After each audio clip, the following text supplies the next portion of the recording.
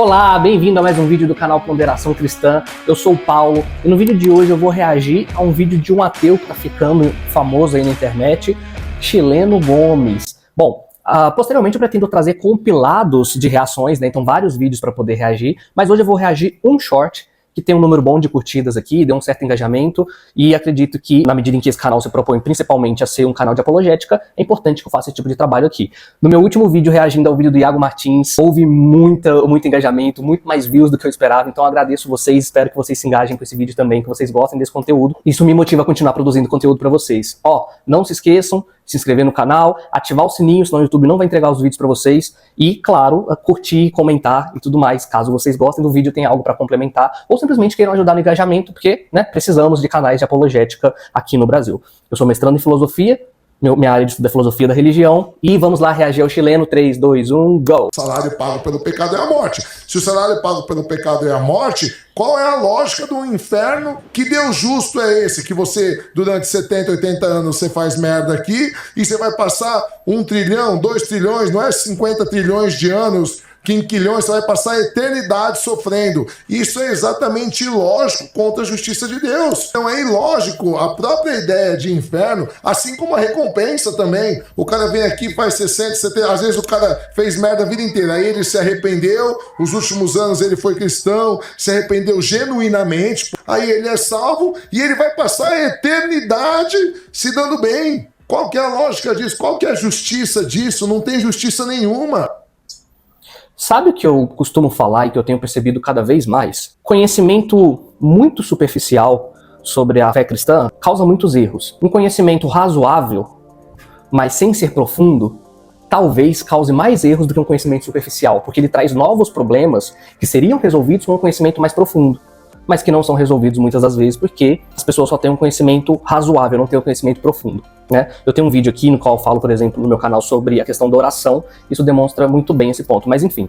O que falta para o chileno, para as pessoas que têm essa objeção entender, é o seguinte: primeiro, a natureza do inferno, a natureza da recompensa, o papel de Jesus Cristo em tudo isso, certo? Nós não podemos dissociar o cristianismo da pessoa de Jesus Cristo, e para analisar a coerência ulterior do cristianismo, nós primeiro precisamos entender as doutrinas cristãs. Então devemos analisar as doutrinas cristãs antes de nós julgarmos se elas são consistentes ou inconsistentes, ok? Vamos lá, primeiro, inferno. O que é inferno? Eu acredito que a imagem daquele inferno de fogo, que as pessoas vão ser torturadas por toda a eternidade, não faz jus aos dados bíblicos e nem a uma concepção filosófica de uma merecida punição.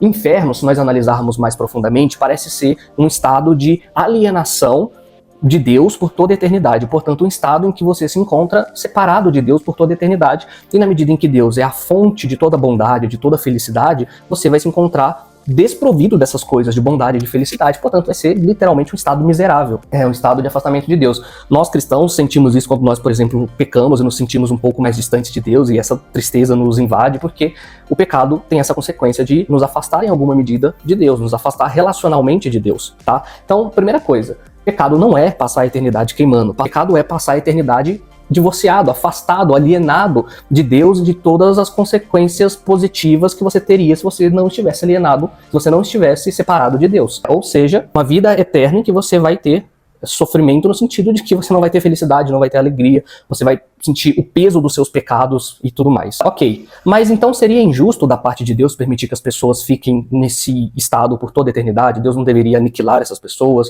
Ou talvez dar uma punição mais branda? Parece que sim, mas não é.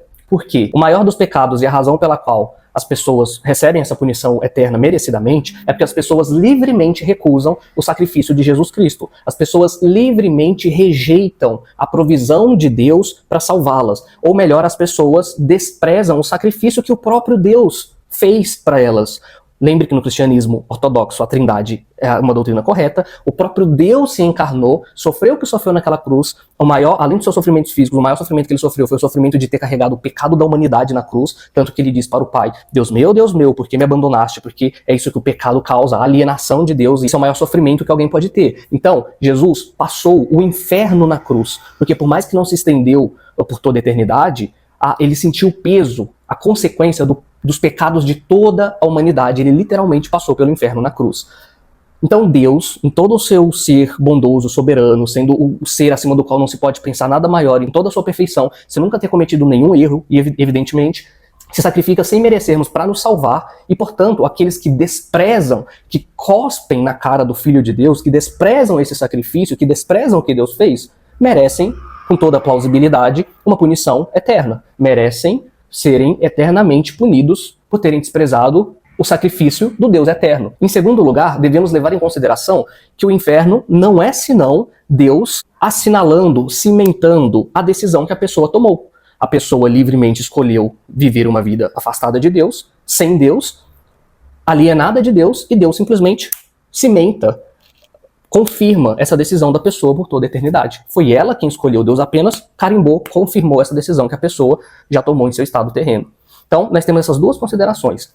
Sobre a eternidade, ninguém vai para o céu por méritos próprios. Então a pessoa que se arrepende no último segundo de vida não está indo para o céu porque ela merece ir para o céu. Ela está indo para o céu por causa da justiça de Jesus Cristo, por causa dos merecimentos de Jesus Cristo. E aqui entra a doutrina da imputabilidade. A ideia é que quando você confia em Jesus Cristo, a justiça da vida perfeita de Jesus Cristo é transferida para você e a culpa do seu pecado e as consequências é transferida para Jesus Cristo. Então Jesus na cruz recebe a punição por causa dos nossos pecados que foi transferido para ele, ou melhor, as consequências e a culpa dos nossos pecados, mas nós recebemos em troca a justiça da vida e da perfeição e da integridade moral de Jesus Cristo. Razão pela qual, apesar de nós não merecermos a salvação, não é injusto. É misericordioso, mas não é injusto porque Deus não deixa de punir o pecado. Deus pune Jesus Cristo na cruz. E essa é a grande notícia do Evangelho. Ao contrário do que ele quer dizer, não há injustiça da parte de Deus, porque na cruz nós encontramos uma conciliação entre a justiça divina e o amor divino. A justiça porque Deus pune o Filho dele em nosso lugar. Deus não pega leve. E o amor porque Jesus foi lá e sofreu essa punição em vez de deixarmos nós encararmos essa punição. Então, você resolve o conflito entre justiça e amor, e não há injustiça da parte de Deus, porque, mais uma vez, rejeitar o sacrifício do próprio Deus, que passou o inferno na cruz, é plausivelmente merecedor do inferno eterno, no sentido de você passar a sua eternidade alienado de Deus, e Deus só está confirmando a sua decisão, a decisão que você teve em vida de ter um estado de existência alienado, separado de Deus. Por isso, não há nenhuma injustiça. Mais uma vez, para recapitular, é plausível pensarmos que desprezar o sacrifício do próprio Deus é passível de punição eterna, no sentido de ser alienado de Deus por toda a eternidade,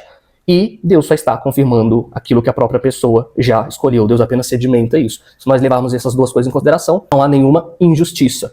Em relação às pessoas que são salvas, é pelo mérito de Cristo, não pelo próprio mérito, o mesmo Cristo que também pagou pelo pecado dessas pessoas, recebeu a punição. Então, não há injustiça. Pelo contrário, há uma compatibilização extraordinária de misericórdia e justiça, amor e justiça. Na cruz de Jesus Cristo, a justiça e o amor se encontram. Na cruz de Jesus Cristo, nós conseguimos resolver esse aparente paradoxo. Então é isso. Conhecer um pouco doutrinas cristãs conduz a erros. Conhecer razoavelmente pode conduzir a erros piores do que conhecer pouco. E é preciso conhecer com profundidade para conseguirmos resolver esses conflitos.